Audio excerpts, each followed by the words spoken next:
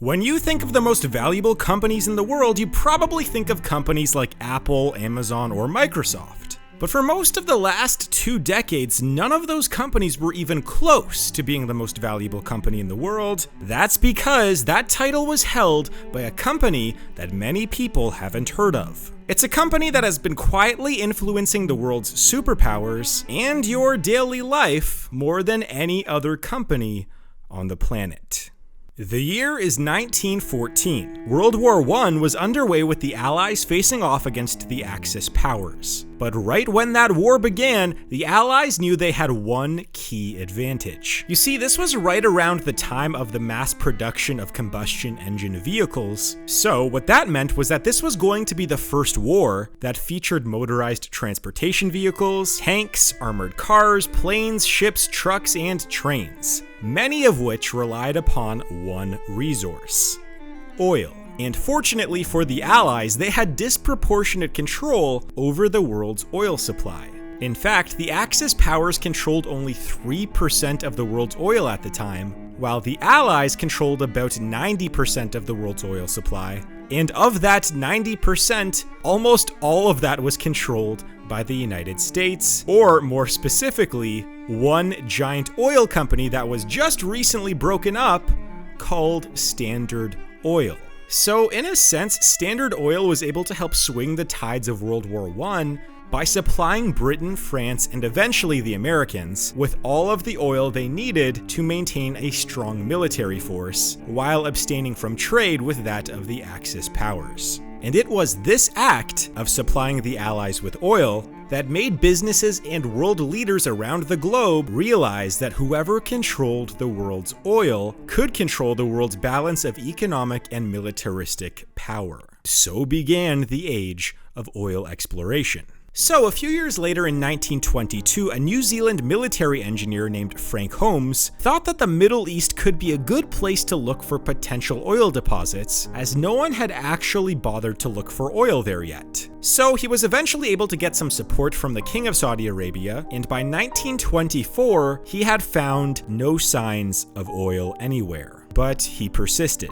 He soon got approval to search for oil in Bahrain. He then got funding from an American company called SoCal, which was a branch of the American company Standard Oil. And in 1932, after 10 long years of looking for oil in the Middle East, the New Zealander and SoCal had finally found oil. And because of this success, SoCal was able to strike a deal with Saudi Arabia in order to explore the rest of the country for more oil deposits. And so the search continued, but they didn't really find much over the next 2 decades or so, and the oil exploration in Saudi Arabia was starting to lose some steam. In fact, SoCal had sold off a large portion of its Saudi Arabia oil business to other American companies like Texas Oil and Standard Oil of New Jersey. And by the way, it's worth noting that at this point that Standard Oil of California, Texas Oil, and Standard Oil of New Jersey would soon change their names to Chevron, Texaco, and Exxon. And then eventually these companies decided to change the name of their Saudi Arabian branch to Aramco. Now, by 1949, Saudi Arabia looked like it might not have as much oil as Aramco thought. And after the passing of World War II and the resurgence of the importance of oil in warfare, Aramco looked like they may never find what they were truly looking for in the Middle East. But then the 1950s happened. And on one fateful day in 1951, Aramco discovered the largest offshore oil field in the world in the Persian Gulf. 6 years later, the company discovered the largest onshore oil field in the world, called the Ghawar oil field. And this was when things started to change for Aramco and Saudi Arabia.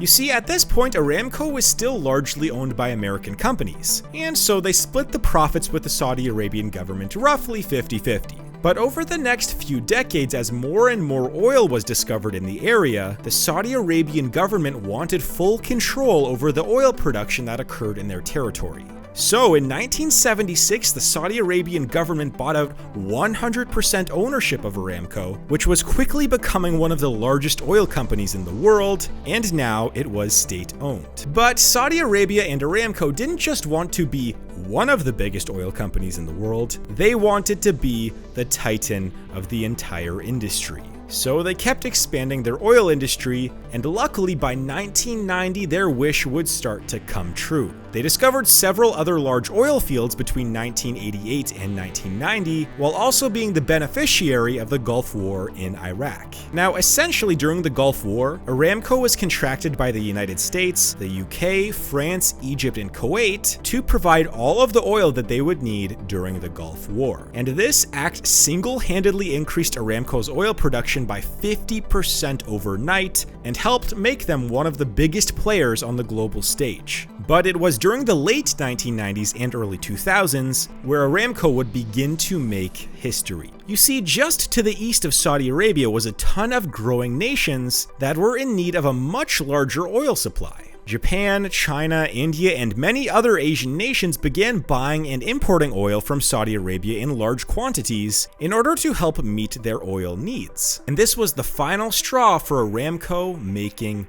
history. By 2005, Saudi Aramco not only became the largest oil company in the world, but it became the most valuable company on the planet, with a valuation of $781 billion at the time. So why didn't you know about this? Well, the main reason was because Saudi Aramco was not listed on the public stock market, so it didn't really get too much coverage in the Western world. But soon, that would change. You see, from 2005 onwards, Saudi Aramco would quietly hold the title as the world's most valuable company, and eventually that reached the public's attention in 2019. That's because the Saudi Arabian government decided to put up about 1.5% of its Saudi Aramco business up for sale on the stock exchange. When it went public, Saudi Aramco immediately broke the record for being the largest IPO in history, and by December of 2019, Aramco was valued at $1.88 trillion, making it the most valuable company in the world, more than Apple, Microsoft, Amazon, or any other company. Now, on its surface, to some of you, this just might seem like a large energy company that you might consider investing in. But in reality, what this really means is that one state-owned energy company has disproportionate control and power over the energy supply of many other countries around the world. Let's just take a look at a country like Japan. Japan is a developed nation that is still fairly wealthy, whose largest source of energy is oil. Yet 40% of all oil that gets used on Japanese land comes from Saudi Arabia. So in a sense, Saudi Arabia controls the main energy supply for the entire nation of Japan. And this story is quite similar for countries like Pakistan, Malaysia, Indonesia, the Philippines, South Africa, and Brazil, all of which get at least 35% or more of their energy supply from Saudi Arabia. Then we also have the biggest customers of Saudi Arabia and Saudi Aramco. China is actually the second largest buyer of Saudi oil after Japan, as China bought $30 billion worth of oil from Aramco last year alone. And let's think about that for a second. The second largest customer for Saudi Aramco brought in more revenue than the entire annual revenue for Tesla. And then we have other countries that are highly reliant upon Saudi oil like South Korea, India, Singapore, and France. But there are two other countries on this list that are large customers of Saudi Aramco's oil that might actually surprise you. And those countries are the United States and Canada. Now, the reason why this is surprising is because the United States and Canada are both extremely large oil producers, and in fact produce enough oil to be completely self-sufficient. So then, why did the United States and Canada collectively buy $25 billion worth of Saudi Aramco's oil last year alone?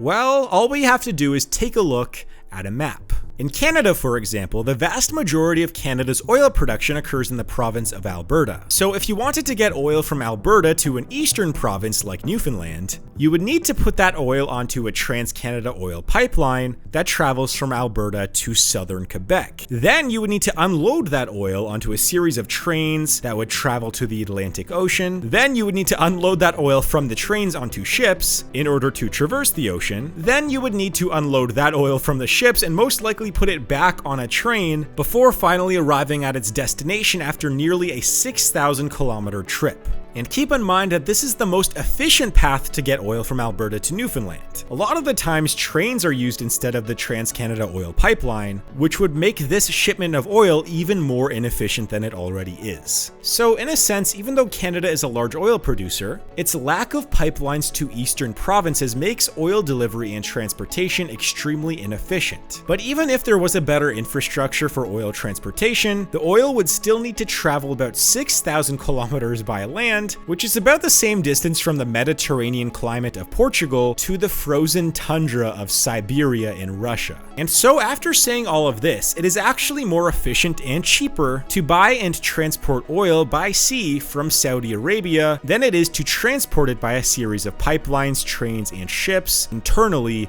within Canada. And by the way, this is the exact same reason why the United States buys Saudi Arabian oil. Texas and North Dakota produce the majority of oil for the United States. Yet because these states are far away from the coastal states, in many cases it is more efficient to import oil from Saudi Arabia than it is to transport it domestically.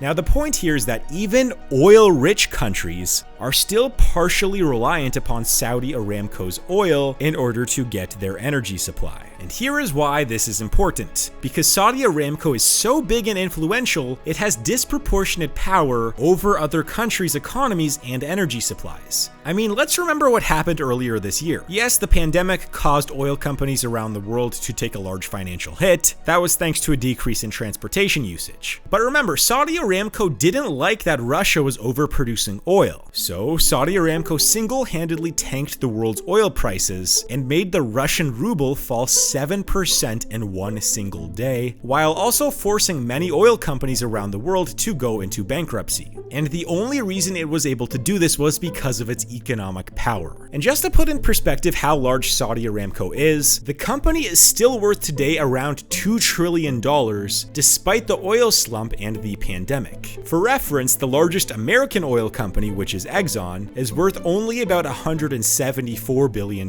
today, which is less than 1/10 that of Aramco. Now, one thing that is worth noting is the future of Saudi Aramco and the oil industry as a whole. You see, while most of the public has been caught up in investing in EV companies, renewable energy sources, and, well, just green energy companies in general, the demand for oil tells a different picture. You see, the oil demand globally is still rising pretty much everywhere except for some parts of Europe. And there are a few reasons for this. One of which is that the global population is still growing, therefore there will just be more people that need oil. Another is that globalization has actually caused an increase in global oil demand due to an increase in oil consumption from planes, trains, and ships. And lastly, many of the world's economies are coming out of poverty and turning into more developed nations that need oil. The best examples of this are China, India, and the continent of Africa. And if this trend were to continue for the next few decades, you can expect Saudi Aramco to continue to expand its energy empire into these new developing economies and further cement its status as the world's most powerful and influential company. But there is something that might change that. You see, there's a piece of technology that has quietly been worked on for the last few decades that might be the new energy source of the future, and it's probably not what you might think. Because it's an energy source that was once thought to be science fiction, but now looks like it might become a reality. And with the backing of countries like the United States, South Korea and its new technology may be putting an end to the Saudi Arabian energy empire. But that will be the story for my next video.